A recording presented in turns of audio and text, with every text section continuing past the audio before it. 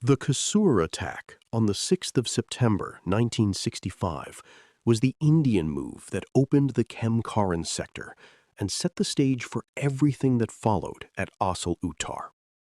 Indian forces crossed from the Khem-Karan side toward the Pakistani border area around Kasur, hoping to widen the war, threaten an important sector, and force Pakistan to respond away from Kasur. It was an offensive born from strategic necessity rather than local convenience. Yet the attack did not develop into the clean breakthrough its planners might have hoped for. Its early movement showed courage and pressure, but also the friction that eats away at offensive momentum. Bridges, artillery, timing, terrain, and coordination would matter more than the neat shape of the plan. If you would like to move beyond the podcast, you can see my available books at militaryauthor.me. And at trackpads.com, you will find magazines and galleries with hundreds of thousands of photos and videos to explore. India's decision to attack in Punjab came after Pakistan's pressure in Kashmir, and the offensive toward Akhnur created a serious threat. Indian leaders and commanders did not want to fight only on the ground selected by Pakistan. By crossing the international border, India forced the war onto a broader front and placed pressure near areas Pakistan could not ignore. The Lahore sector received much attention, but the Khem-Karan-Kasur axis had its own operational significance. An Indian advance there could threaten Pakistani communications, pull in reserves, and complicate Pakistan's ability to continue operations elsewhere. In that sense, the attack was part of a strategic counterstroke. It was intended not merely to gain ground, but to change the tempo of the war. The ground between Khem-Karan and Kasur looked more promising for mechanized movement than the mountains of Kashmir, but it was still difficult country for an advancing force. The sector was shaped by cultivated fields, villages, canals, drains, embankments, and road-bound approaches. A unit moving forward had to do more than cross a line on a map. It had to keep its infantry and armor together, protect its flanks, maintain communications, handle obstacles, and bring up artillery and supplies fast enough to support the next movement. Even a short advance could become complicated if a bridge was damaged, a route was blocked, or enemy fire forced units to deploy earlier than expected.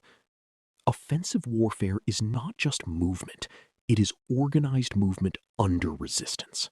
The Indian formation most closely tied to this sector was 4 Mountain Division, which was already an unusual instrument for the task. It was being asked to operate in flat border country where armor and roads could dominate, even though its structure and experience were shaped by very different assumptions. Supporting armor and artillery gave the advance weight, but the operation still depended on coordination between units that had to move through a confusing and contested landscape. The aim was to push forward from the Indian side, threaten Kasur's approaches, and force Pakistan to divert attention and resources, but each mile taken had to be held, supplied, and connected to the rest of the force. A thrust without secure depth can become exposed quickly. The first hours carried the energy of initiative. Indian troops crossed the border and moved into Pakistani territory, creating exactly the kind of wider crisis that New Delhi wanted to impose after Grand Slam. Forward positions were challenged, and the sudden expansion of the war demanded Pakistani reaction. For soldiers on the ground, the crossing would not have felt like a grand strategic maneuver. It meant moving through fields and along tracks, under the risk of artillery, small arms fire, air attack, and confusion about where friendly and enemy units actually were. The opening of a front is often described in broad political language, but at the tactical level, it is a sequence of local tests. Units advance, halt, report, adjust, and try to understand whether the enemy is bending or preparing to strike back. Momentum was the problem. The attack did not collapse immediately, but it did not gather the speed and coherence needed to settle the sector. Pakistani resistance, prepared or improvised, made every next step harder. Artillery could slow movement, force infantry to take cover, and separate tanks from the men who needed to protect them. Obstacles and water features could interrupt the rhythm of an advance. Bridges and crossings mattered because they determined whether armor could move freely or had to wait. When a formation pauses at an obstacle under fire, the pause spreads backward. Vehicles bunch up, orders become stale, and the enemy gains the minutes needed to reinforce, observe, and plan a reply. This is one of the important teaching points of the Chasseur attack. An offensive can achieve surprise and still fail to exploit it fully. Surprise is an opening condition, not a guarantee. It has to be converted into speed, and speed has to be converted into dislocation of the enemy's system.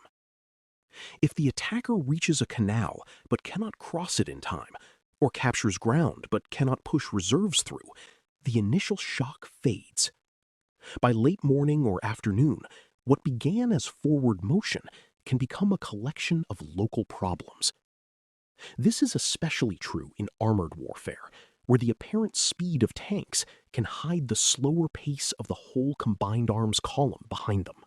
The Indian attack also revealed how hard it was to coordinate infantry, armor, artillery, and engineers in real time. Infantry had to clear and hold ground that tanks could not safely ignore. Tanks had to avoid outrunning infantry into areas where anti-tank fire could ambush them. Artillery had to suppress Pakistani positions and protect movement, but fires had to be timed and observed accurately. Engineers had to deal with mines, demolitions, tracks, and crossings, often under pressure and with incomplete information. Communications connected all of this, and imperfect communications made every misunderstanding costly. A general listener should picture not a clean wave moving forward, but many parts trying to stay aligned while the enemy worked to pull them apart. Pakistan's defensive reaction in the sector mattered because it bought time for a larger counterstroke. The Indian advance threatened, but it did not paralyze Pakistani command. As the situation clarified, Pakistani forces could begin thinking not only about stopping the attack, but about answering it with armor.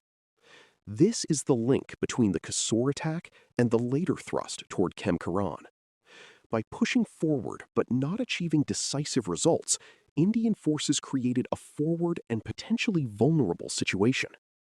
Pakistan saw an opportunity to use its armored strength to reverse the pressure. What began as India's attempt to widen the front would soon invite Pakistan's effort to break it open in the opposite direction. The episode is not a story of simple Indian failure. Strategically, the crossing of the border did force Pakistan to broaden its response and helped relieve pressure created by the offensive toward Akhnur. That was a major effect. But tactically and operationally, the Chasseur attack showed the limits of offensive action when preparation, terrain, and timing do not fully align. There is a difference between creating a problem for the enemy and solving the battlefield problem in front of one's own troops. India achieved the first more clearly than the second in this sector. The advance forced Pakistan to react, but it did not produce the secure, deep result that would have prevented the dangerous counterattack to come. For 4 Mountain Division, the aftermath of the attack was especially uncomfortable. Having moved forward under difficult conditions, the division now had to deal with the possibility that Pakistan's stronger armored formations would strike back hard. The question changed from how far Indian troops could advance toward Chasseur to how they could avoid being overrun if the enemy counterstroke arrived in strength. This shift is common in war, but brutal for the soldiers experiencing it. One day's attack can become the next day's defensive emergency. Roads used for advance may have to support withdrawal. Artillery that covered movement forward must now help slow pursuit. Commanders must decide when persistence becomes danger and when stepping back becomes the wiser form of resistance. The human cost of this kind of fighting should not be lost in the operational language. The Chasseur attack involved men moving through danger, units losing contact, casualties being carried back, vehicles breaking down or being hit, and civilians suddenly finding their homes near a widening front. A border village can become a battlefield without having chosen any part in the war. Farmers' fields become approaches, irrigation works become obstacles, and roads become routes for guns and ambulances. The soldiers involved did not know that later memory would focus so heavily on Assal-Uttar's tank wrecks. They were living the uncertain opening act, where the shape of the future battle was not yet clear, and every decision carried consequences beyond what they could see. The Kasur attack matters because it explains why the Indian defense at Assal-Uttar had to be built under pressure. It was not formed in a calm classroom exercise or on ground chosen months in advance. It emerged from an offensive that lost momentum, a widening war that demanded quick adaptation, and a sector where Pakistan now had an opportunity for a powerful armored reply. The lesson is not that offensives are foolish or that defense is always superior. The lesson is that armored warfare punishes incomplete momentum. If an attack crosses a border but cannot keep moving, cannot secure crossings, and cannot impose lasting disorder on the enemy, it may create the conditions for the enemy's counterstroke. Around Kemkaran, that is exactly what happened. By the end of the Kasur attack's opening phase, the road to Assal-Uttar was much clearer. India had achieved the larger purpose of widening the war, but in the Kemkaran sector, its forward movement had not produced a decisive local result. Pakistan had been challenged, but not broken. The terrain had shown its power to slow plans, and the demands of combined arms had proved unforgiving. Now, both sides faced a new problem.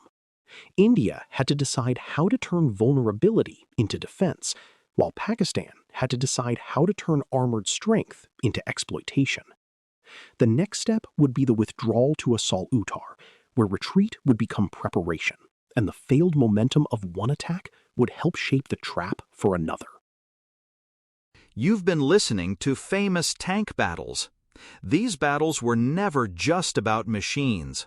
They were about doctrine, terrain, firepower, logistics, and the hard problem of turning shock into victory.